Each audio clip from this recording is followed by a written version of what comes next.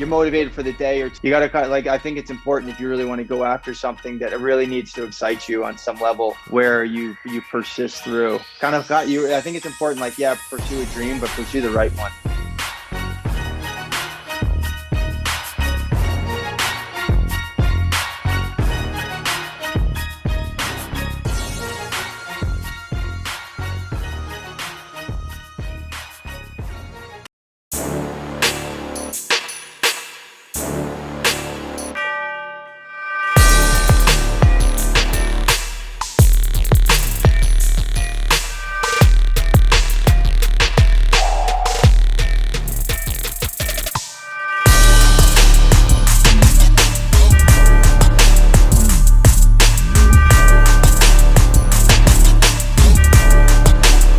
So our next guest is Sean Turi. He's a New York portrait photographer based out of New York City and also really international, as he also has a house in Norway with his wife and children. And he's also doing virtual shoots right now, which is like a new business initiative that he's just launched. Prior to photography, Sean enjoyed a career as a bodybuilder, model, and then ended up making that jump behind the lens. He has an assortment of business developments that we're definitely going to try to dive into tonight. Virtual shoots, Sean Turi podcast, seminar for actors, and online and in-studio photography intensives. Let's talk. You and I have discussed a little bit about what you were doing before. I know you're doing some modeling, some bodybuilding, but let's kind of start where you grew up. You grew up in upstate New York, correct? Yeah, I grew up upstate New York, literally in the woods with goats and chickens. My mom and dad are from Jersey. Like, my dad's from Paterson, New Jersey. Like, he grew up in all the projects. And then my mom's from Jersey as well, but like more nicer suburban. And then my dad had a tough upbringing. And then he would join the Marine Corps, fought in Vietnam. And then they lived in Jersey for a bit and then did the farm life in North Jersey, and then had us. And then my dad wanted to keep moving further north, retreating into the woods. It's a pretty common combat. It's all like PTSD related stuff. So that's how we ended up in like upstate New York, technically central New York, Cooperstown area. And so that's where we were raised. So I had like a very inner city father in like the woods with, like all the rednecks from upstate, which are just a totally different crowd of people. It's all good people, but sure, it's an interesting mix. Yeah. Yeah. And you stayed up there until what age? Till I was 19. So I wanted to get out of there as fast as possible. I knew I wanted to start my own business or join the Marine Corps. And I wanted to get from out of upstate New York down to New York City. I didn't know what I wanted to do at the time. It had nothing to do with photography. I just knew I wanted to get down the city. I thought it was gonna be within the arts related. Like I did a computer animation and drawing and all that. So I wanted to go to New York and do that. So I moved down to New York. I had a modeling agency scout me. Not a big agency or anything, but I didn't know what I was doing at that time. I didn't go to college, or I tried a couple different colleges and sort of didn't pursue that. Right. And so the modeling agency sounded really cool. So I just put all my energy into that. And I just went like balls out with pursuing the modeling thing to the most that I could. And I did that for about 4 years. And I worked with small agencies, big agencies, did the acting classes, the Meisner, like all that stuff. I mean, that wasn't my ambition, right? But I did all that stuff, so I have a pretty good flavor of it. So when I'm working with actors now, but I had no interest in photography through any of that. Right. Like I'm not the guy that like grew up with a camera in my hands and like I had a vision and I need to like, capture my vision. Like I'm not one of those dudes. When you were so you were in the Marines? No. So I didn't end up joining the military. You didn't end up doing it. Okay. Didn't end up joining. No, because I started it when I was the modeling when I was 19. Right. And then that just ended up. I can put all my energy to that. Gotcha. And when you were in school up there, did you play any sports or anything?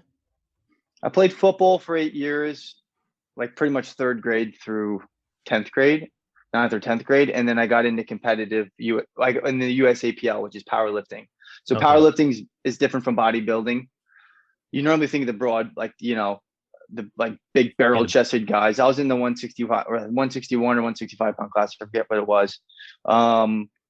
that was where I was strongest. But I did that for 6 years and competed on a national level, and broke tons of state records. And I broke the national record, but it didn't in New York. But I broke it in New Jersey, but I was in a New York resident, so I wasn't able to take it wasn't on record. Right. But I did go with it. I was strong. And you I did had that trained before with the a team. modeling? I did that before the modeling. Before the modeling? And then I moved down to New York. When I had my team, because then once I moved to New York, I left my team upstate New York. I trained, like, the guys I trained with were all world champions. So Sean, I have a question about the modeling. When my brother did some modeling when he was out of college, and the one thing I'll never forget was his diet. And I think he ate tuna fish 24 hours a day. I think that's all he ate. Yeah. I remember he had it in his car. He had it in his workout bag. Was that sort of what you were doing? Super strict diet? So with the modeling, there's lifestyle modeling and fashion. So fashion, they typically don't want you to be too bulky. And when I went down there, I probably weighed 185. I was always lean, but I weighed about 185. And then I wanted to get with a high fashion modeling agency, because to me, I was like, oh, if I was with New York, this agency, New York Models, or a big agency, Wilhelmina Ford, whoever, that was like success to me. So I went from eating, chicken breast and tuna fish and a dozen eggs a day to a vegetarian overnight. And was doing like 30-mile runs. Like, I went psycho with this, and I went down to 149. Which was really skinny. And then because they wanted me to drop all this weight, for me, at least my experience is, they don't force you into it, but most likely if you're a big, bulky muscle dude and you're trying to do the fashion stuff, it doesn't, unless you got a really unique look. But normally I wouldn't say that's going to be your market then. So I don't know where he sits in that. I'd actually have to see his look and see, like, okay, yeah, he probably would be too bulky for doing fashion, or depends on his look. There's some guys that are a little bit bigger, but for me, they told me, you're too big. Right. So either if you want to lean down and come back to us, or just do your thing. So I was like, yeah, I'll lean up. Like, I'll try something different. Obviously with the bodybuilding, there's a video you talk about the drive versus motivation. Oh yeah. So can you dwell on that? Like, what your thoughts are on that? So I can only speak from my own personal experience. I have some sort of nuclear furnace in me that I attach to. I don't know if it's my upbringing. I don't know if it's my DNA. It's probably a bit of both. I had a pretty intense upbringing, and so I channeled my upbringing towards physical fitness and work. I never got never touched drugs. I haven't even tried weed, actually. Not that I'm opposed to it, but I never got into drugs. I drank, but like, it never became something where it was a problem. Normally physical fitness and work. And that drive from wherever it comes from for me, is just like a nuclear furnace. Like, I can just keep going with it. And if I get my head into what I want to commit to, I don't care how big the wall is, I'll knock it down. Right. Like, however long it takes, or I'll find a way around it. Where motivation, I think of the comparison I was making too, is like, motivation's like, you watch some David Goggins or Jocko Willink, or some Joe Rogan or Tony Robbins, whoever your dude is. They're all great, but you're motivated for the day or two or the week, and then it kind of dissipates. You got to I think it's important, if you really want to go after something, that it really needs to excite you on some level, where you persist through. I think it's important, like, yeah, pursue a dream, but pursue the right one. So Sean, we've had a lot of people on, and since we started, who talk a lot about purpose and intention. So it sounds like you got that started pretty early on. I had a lot of it. I didn't know where the hell to put it. I really didn't. And until I started my business when I was 24, the photography business, I was 25. And I would, honest to God, 2 weeks prior to it, I didn't know what the hell I was doing. In fact, the feeling I had was I was renting this old house in New Jersey. And I remember climbing on the roof, and the ladder broke, and I was stuck up on the goddamn roof by myself. And I remember just laying on the roof feeling like so lost. I was doing the cater waiter stuff. And I had this feeling of like, wow, I know I have this potential, and I just don't know what to attach it to. And that was so frustrating for me. And my only outlet at the time was the modeling. in fitness, and I used to be psychotic with both. I mean, I'm not joking. I used to do 30-mile runs. I used to do marathon runs without water to see how I would go 17 days without food. Like, how far can I push how I need ways to test myself mentally. Because those are all truly mental challenges. And then finally it shifted where I was taking pictures with a point and shoot. I don't know what the hell I was doing. And I'm like, oh, why don't I just reach out to an agency? I think I can make money with this. Like I could figure this out because I'm pretty good in the visual arts. Like I could make a business of that. And I bought a camera. I literally slept with it for 2 weeks. Slept with the cameras, obsessed with how to figure this thing out.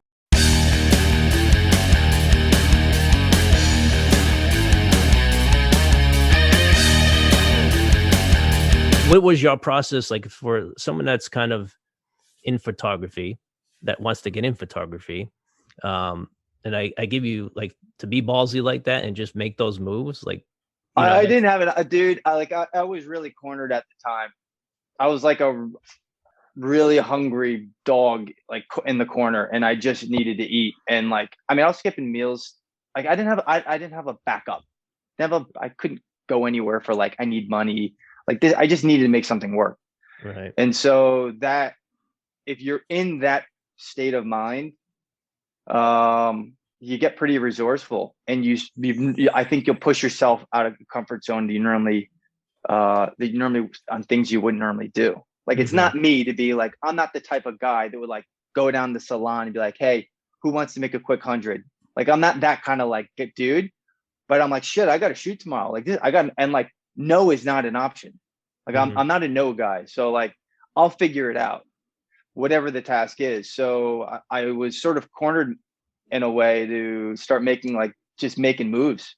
Right. And I really try to hold on to that mentality too, because the problem, and I'm not saying I'm like world's biggest success as a photographer, but I have built a good business, and it's easy to get comfortable, and it's no good.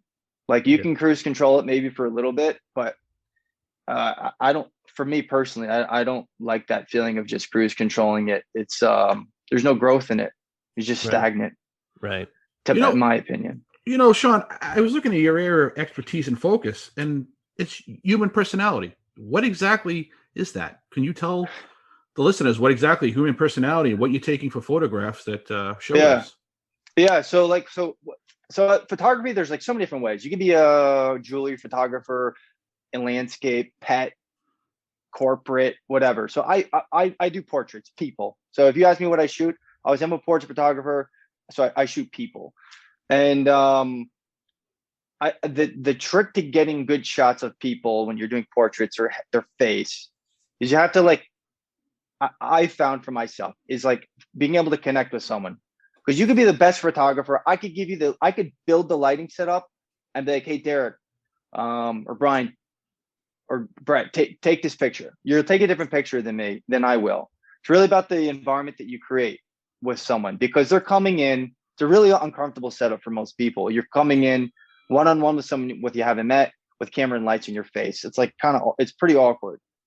So it's my job to get a read on that individual, find out what their output is. Everyone handles stress in a different way. And then I need to balance that out and then build some sort of genuine mini relationship in that shoot. Because I don't do bullshit. Like, I'm not a car salesman, and I'm pretty direct too on my thoughts too. It's not like I'm giving people fluff when they're in the studio, but you have to read people. You have to have a good connection and really be in tune with people to get good shots of them. Otherwise, there's going to be a disconnect in the photos. To your podcast and to some of these people that you have on, I'm assuming you photograph them too. Yeah. Are they all similar personalities, or it's like any industry, you just have everyone all across the board in terms of being able to interact with them and get them to lose out? It's a good question. I think there's this theme to it for me.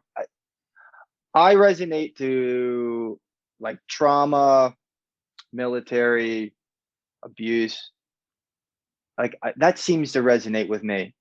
So a lot of the people I have on there seem to be in that direction, but like that probably is like what strikes interest with me most, outside of like maybe talking with someone that's like UFO stuff or which is good but topic. personally I would yeah. Mhm. But that I would say that stuff interests me most. Like the next guy I'm going to have on, who is a guy I shot. Most everyone I have on will be people that I photographed. I was in Iraq in the army, and his Humvee hit an IED, blew up, blew half his face off, and killed him. And then they revived him, put his face back on. Oh. You wouldn't even know it now. He looks great. So like he'll be the next person I'm going to have on that podcast. There's another guy we know that climbed Mount Everest. Like, let me hear about that. So I guess extreme stuff for me, it's like all the extreme stuff, because there's something about it that's like there's something in that person's head that's allows them to go the extra distance, and like that interests me. I like testing those waters. Tell us about these virtual shoots, man. I'm dying to hear about that. That's something Greg mentioned. So awesome. This is so awesome. I've been obsessing with it every day. I'm in a freaking quarantine hotel, by the way, right now. And oh, no kidding. You're in the States? No, I wouldn't imagine. No, in Norway. Oh, okay. Communist Norway. What's the time difference? You must be. Where are you now? What time is it? 3 a.m. Oh, dude. I thought you were here. Honestly, I was doing retouching, and I'm like, shit, I could use a few more minutes, but it's all good. I was up anyway. We won't keep you up too much more. No, don't worry about it. Yeah, so I'm diving deep into it. So the virtual shoots. So for me, the virtual shoots are, I have a camera operator. I don't even call him an operator. This guy's a highly accomplished celebrity portrait photographer. He's not like as an assistant. This guy has an agent, like he's big time. He's a friend of mine. He shoots in the same studio as I do. And he was like all about the idea. So that is the key element to making this work. So I have him at the studio, and then I'm streamed in live. And I'm on one monitor, and then the other monitor is connected to the camera, and he's there in the studio with the client with operating the camera and the lights. And I'm directing everything and giving direction to the client. And it is crazy how these shots look like mine, but it's like even better than that, because we now have two professionals instead of just myself offering their input and guidance. And like, it's the arts, so you never know everything. So I'm learning stuff from Chad. I'm like, oh no shit, you would have put that light over there, huh? Let's try that out. I'm like, damn, this looks good. Like I'm learning stuff from him, and like I'm doing things differently from what he normally does. So it's just from a quality standpoint. So there's two things going into it I would not compromise on: quality and client experience. If there's a compromise in either, I squash the idea, because like I can't tarnish that. So we did a couple test runs, and it's like getting better and better. So now I'm looking at all like the gear, because now I want to do, you can put a GoPro on the you can live stream from a GoPro. So now what I'm going to do is I'm going to put a GoPro on his camera. So now I have like a POV directly live feed from what he's seeing, looking at the client. Wow. So I'll have that on one monitor. And then I had one of these other conference monitors, and I'm going to get a big 50-inch TV for my face. I'm going to have one of these conference cameras that you can control and move around and zoom in and out. So like I'll have like full immersion of the studio. It's like I'm there, and it'll just be like my head obviously in the studio as well on this big monitor. And it's exactly the same session, I would say, if not better, working with Chad. And it's crazy, like the shots they are my shots. The lights are gone, because I'm not relying on him. I'm telling him, put this light here, put the power here. And then he fills in the blanks, because the guy's a pro. He's been shooting for 15 years himself, and he's shot every celebrity you can think of. So he knows the drill as well, and he's the perfect energy too. It's awesome. It's so exciting. Like there's so much potential with this. And you have this, just so like for the listeners, I just wanted to point out real quick for your social media. You're at www.seanturi.com, and then your IG is Sean Turi Pro. So it's SeanTuripro. And then you have YouTube, which you have two YouTubes. You have Sean Turi Photography, right? And then Yeah. Sean Turi, the podcast too. Yep. On there. Yep. Yep. And then you have a video tutorial of your virtual shoots, which I watch. So if any listeners want to kind of get a, a nice view of that, or to watch that, they can go right on your YouTube page. Yeah, that one I just posted last week. I think that's an honest response on just the first one we did. And I mean, we've done more. I just did one the other day from here in the hotel in Norway. It's crazy because this opens up the doors too, because then I could be doing shoots in LA, Miami, wherever, and sort of build a team. What do you think? Where do you want to go? Where do you want to take all this, Sean? So I think the days of just locking myself in the studio and shooting is a dinosaur business model. And it's also very limited. There's only one of me and so many hours in the day. So, I mean, my mentality is always like bigger, better, faster. And so I'm trying to think like, what's scalable? So for me, my vision is to see where I can take the virtual shoots. I'll always shoot in studio. Like I'm not going to like ghost the studio, but I'll do the virtual shoots and also the YouTube videos. I will push my online content really, really hard over the next 24 months.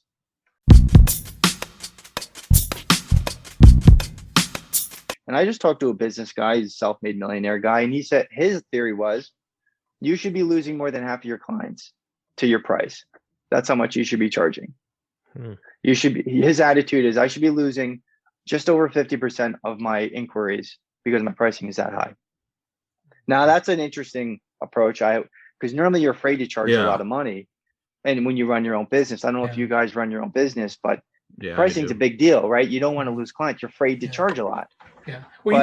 But in the same breath, if you know your clientele, like I know my clientele, and if someone comes into me because I'm a lawyer, and then someone tells me these wild stories about how the cases they have and how big it is.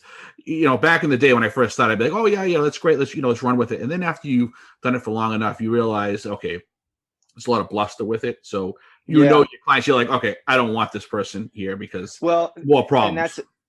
Like. Exactly to your point as well. And like, listen, actors and models are notoriously broke. I know it. I mean, I've worked that business. So I know the drill, but I also want to work with people that want to invest in themselves. Like let's say you charge $1,000. That's one of my sessions. Over 3 hours shoot, it's $1,000. It's a lot of money. $1,000 is a lot of money. Okay. Well, so it's the big vision. You're going to get 3 to 5 years out. Let's say 1 to 3 years out of your shots. And you should make at least $1,000 in your first booking, around there. Let's say you make $500, two bookings. Like that's a really fast return on investment and that's for $1,000. So like, I want to work with people that are like taking their business seriously and are willing to invest in themselves. Like someone's going to nickel dime me. Like it's an insult out of the gates if you're going to haggle me. And I'm not saying you can't haggle and negotiate. That's part of doing business too. But like, it's also it's a level of hire the person for what they're worth and pay it. That's my general general input, but you do weed out a lot of the people. If you're doing $100 shoots, you're going to get a different type of clientele. You see when people walk in, Sean, are you able to like immediately kind of see if they have that it factor? Yeah, actually there are some people that do stand out. Yeah. There are some people that do stand out, but that doesn't necessarily translate to like they're going to be successful either. I mean, there's so many variables. But I mean, you did the modeling, so I mean, I guess the acting side would be tough because you just don't know what their acting chops are. But for like modeling part, like the commercial, I'm just curious, like it's so, you know what? No. I had a friend of mine who's a middle-aged heavy set guy. And he's like, should I get into modeling? I'm like, really, dude, you're going to get into modeling? He goes, yeah. I'm like, okay. Oh, you're sure you want to like waste your time with this? This is years ago. Again, when like I would have like a big opinion on things. Well, he did it. This guy crushed it. He crushed it. He was like the Home Depot type dude. And he was flying to LA once a month and like booking 10, 15K jobs. He was crushing it. So like if people ask me like, should I do it? or should my daughter or son do it? I'm like, honestly, if it's in you to do it, I would recommend doing the least expensive shoot. Just try it. I'll give you some contacts you should reach out to. If you get some bites, invest further into it. But because I don't know, like that it factor is hard to. There's some really quiet people I've worked with. The Tony nominated guy, so socially quiet, like almost awkward, and yet he's Scar in Lion King. Like this guy is like the biggest personality on stage, and you'd never know it. So it's hard to see it. Yeah, it's hard to see it. When if someone's getting into, I'm going to go back a little bit, for any like aspiring models, male or female, what would you give them for kind of advice jumping into the business, or if they want to get into the business? There's fashion and lifestyle. I personally, if you're people normally when they think of modeling, when they're not into it, they think fashion, all the big campaigns and the big agencies. They normally put you on a contract and they kind of own you for that period of time. I would say most people probably fit more into the lifestyle commercial business. I would recommend that anyways. It's a friendlier crowd by and large, more work. You can be on non-exclusive contracts. You can be with agents in multiple states, less stress. I would say generally more money. A lot of the fashion stuff you end up shooting, it's always for your book. Shoot with this photographer, it's for your portfolio. Pay this photographer, you're going to get really good tears. Do this magazine cover, it only pays editorial, magazine tears, pays $120 minus an agency fee. It's a joke. So if you want the popularity contest and look really flashy, maybe fashion. If you want to make money, there's the 1% that really makes a lot of money in fashion, but I would say commercial lifestyle is the way to go. And I would do a test shoot. So you have good pictures to submit to an agency. It's not a requirement, but my positions, you get one shot to make a first impression. Get some nice shots of yourself, do a 1 or 2 look shoot, something really simple, and have a list of agencies that you would submit to. With me, I actually give my clients my contact list where they can name drop me, and then submit to agencies and see if you get a response. But I would go in the lifestyle commercial direction.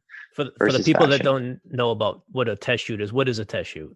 Yeah, good. Yeah, a test shoot is a photo shoot with a photographer that gives you market appropriate shots. For example, if you're like, hey, Sean, let's say you're coming to me to do a modeling shoot, Brett. Yeah, I would be like, okay, well, given your age, I would say like we should do maybe like a professional shot and then like a dad shot. So we'll do like a dad market, one more casual, and one with like maybe a jacket and shirt and a pair of dark denims and some shoes. We'll shoot that one outside. That would be a test shoot. So we'd shoot those 2 looks, get some of you walking, seated, looking on camera, off camera. I would direct you through the whole thing. That would be a test shoot.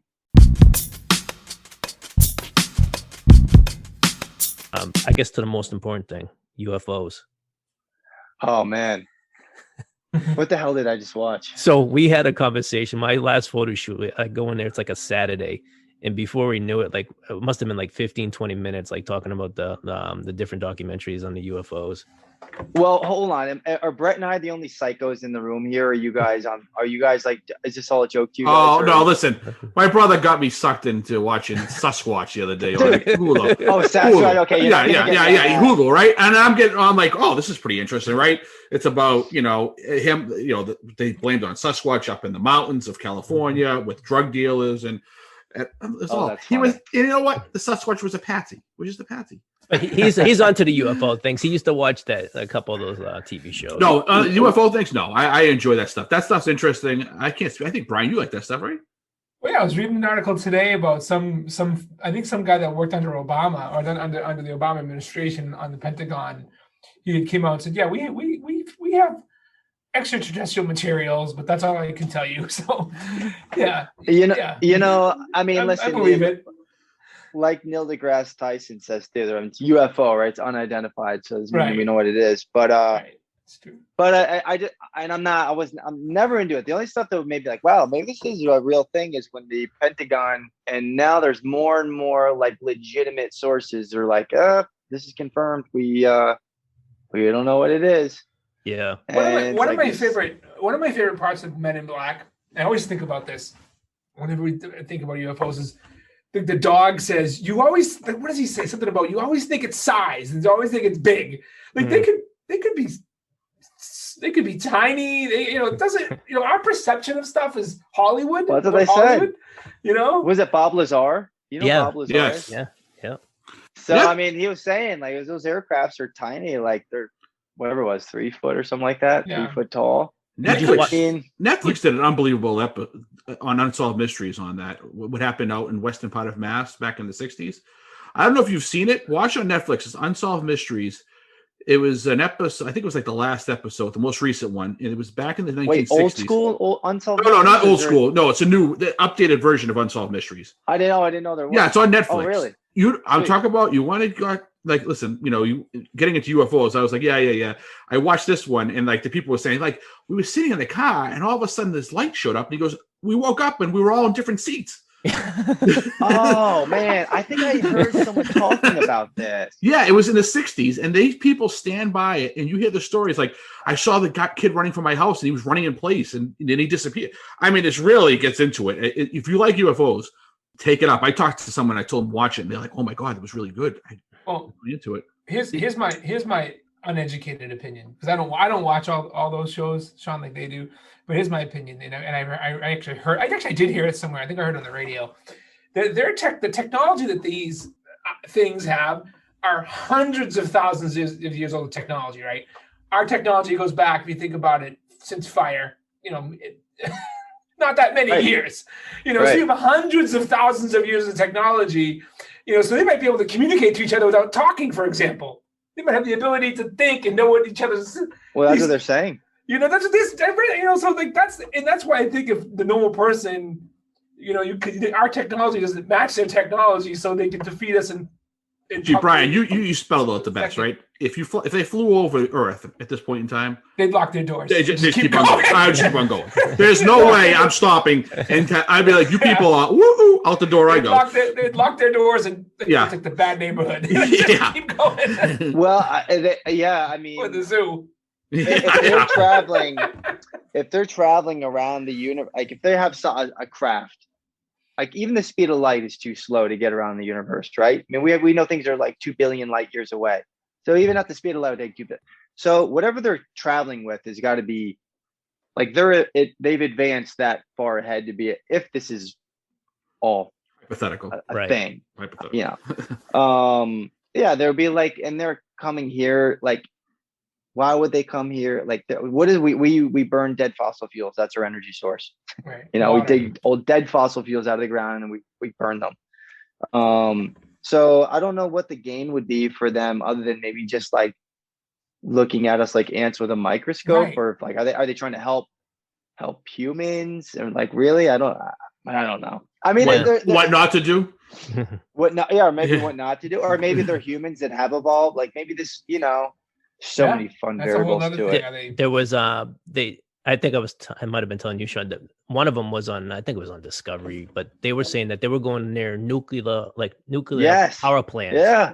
And like there was one thing, Derek, the same thing, almost like the guy that was at a base, and like they were sitting there at like one location, and next thing you know, like the next day they were on like the other side of the woods somewhere. That would freak me out, right? You wake up like, whoa. And he said, and he like they both look at each other like, where are we? Do you remember what just happened? Who do we tell?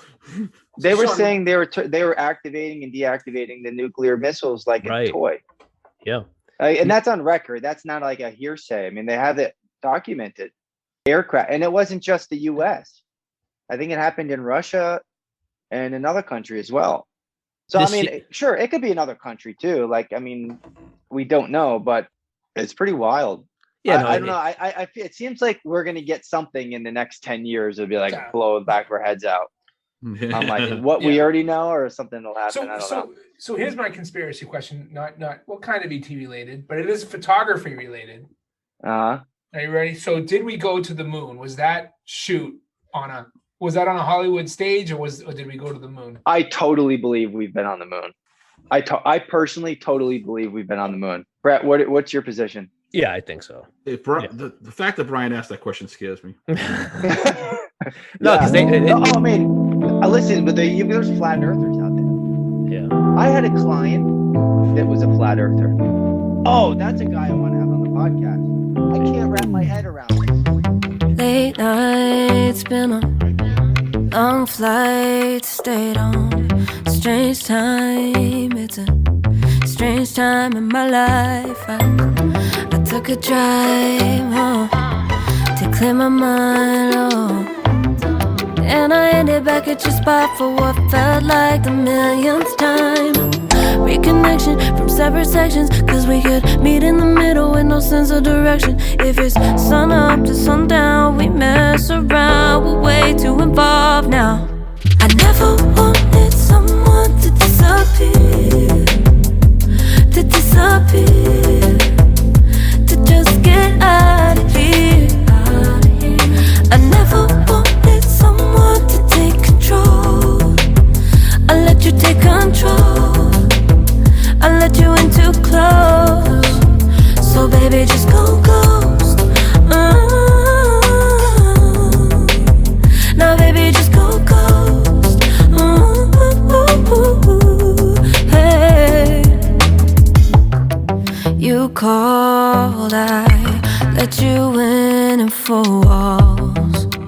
Kept our secrets hidden, eating fruit so forbidden. Kept our secrets safe, cause the temptation, it felt like pure relation. I gave you my attention, but now it's hard to mention. I don't feel a spark when you say my name. Reconnection from separate sections, cause we could meet in the middle with no sense of direction. If it's sun up to sundown, we mess around, we're way too evolved now. I never